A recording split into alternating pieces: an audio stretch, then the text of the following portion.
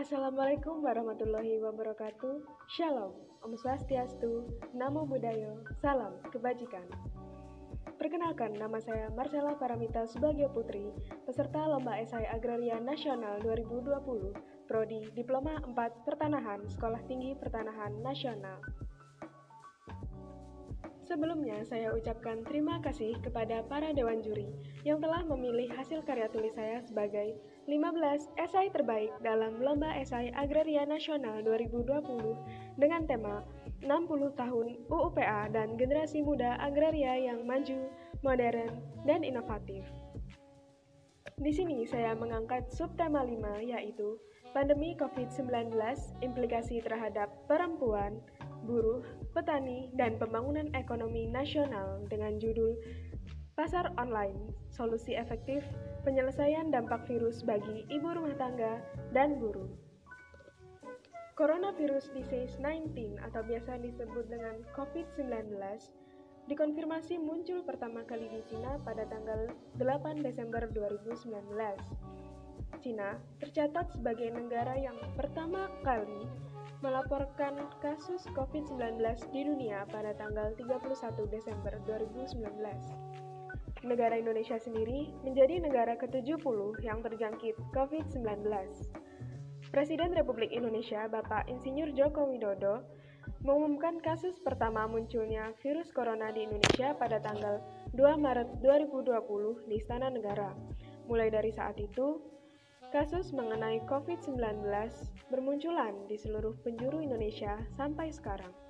Sampai tanggal 17 November 2020, tercatat ada 474.455 total kasus dengan 398.636 dinyatakan telah terbebas dari infeksi dan 15.393 dinyatakan meninggal dunia. 5 besar daerah provinsi dengan kasus terbanyak dipimpin oleh daerah khusus Ibu Kota Jakarta, diikuti oleh Provinsi Jawa Timur, Jawa Barat, Jawa Tengah, dan Sulawesi Selatan di posisi kelima. Akibat adanya virus ini, pemerintah Indonesia pun menerapkan PSBB atau pembatasan sosial berskala besar yang melarang masyarakat untuk melakukan aktivitas intensif di luar rumah.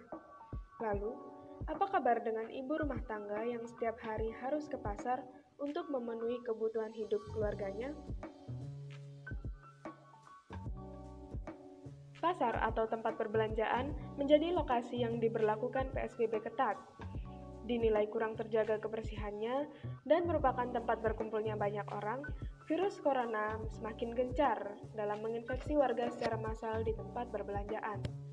Ancaman penyakit akibat terinfeksi virus corona menimbulkan ketakutan dalam diri setiap orang.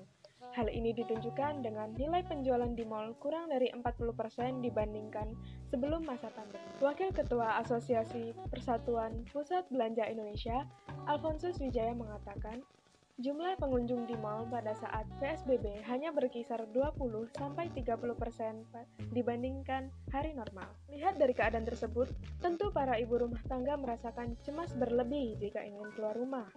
Melindungi diri dengan melakukan protokol kesehatan tidak menjamin seseorang terhindar dari virus corona. Virus ini bisa menginfeksi siapapun, dimanapun, kapanpun, dan bagaimanapun.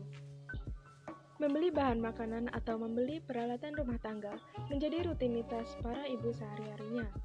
Beberapa kebutuhan kecil seperti gula, garam, kopi, bumbu dapur, dan sebagainya menjadi hal yang tidak dapat dipisahkan dari setiap kehidupan sebuah keluarga.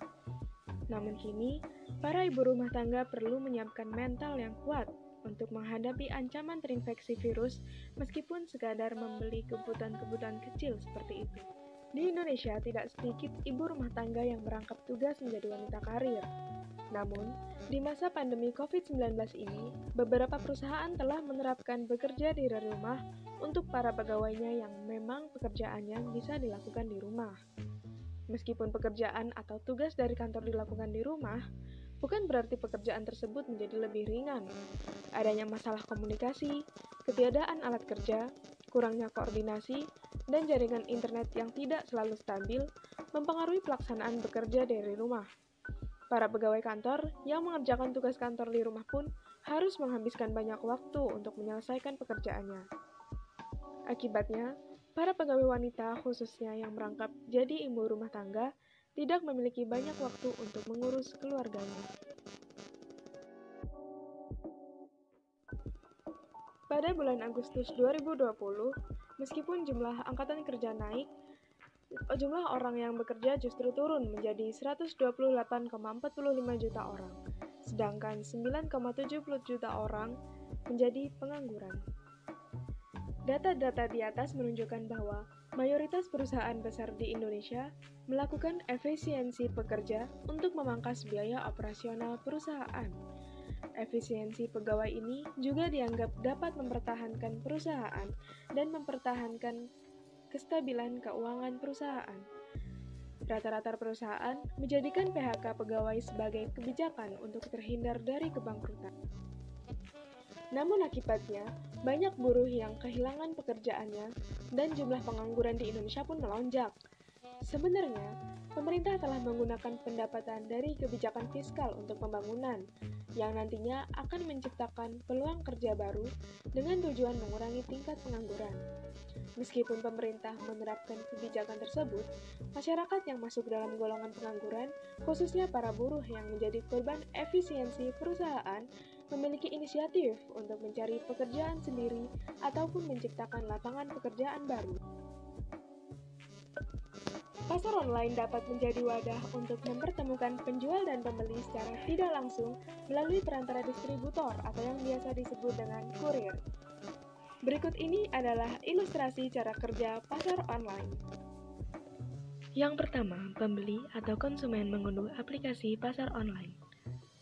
Lalu yang kedua, pembeli melakukan pemesanan melalui aplikasi dan membayar menggunakan uang virtual. Ketiga, kurir menerima pesanan dan mengambil pesanan di tempat penjual, dan penjual menyiapkan pesanan pembeli.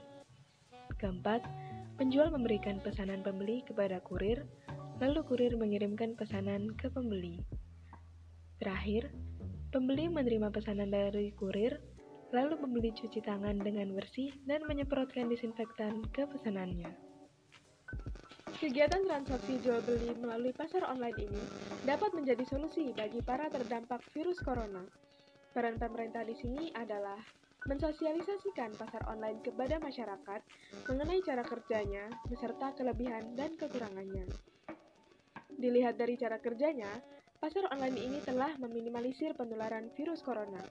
Dengan tetap menjalankan protokol kesehatan, kegiatan jual beli melalui pasar online ini diharapkan dapat membuat tingkat ekonomi kembali stabil dan juga dapat memutus rantai penularan COVID-19 di Indonesia.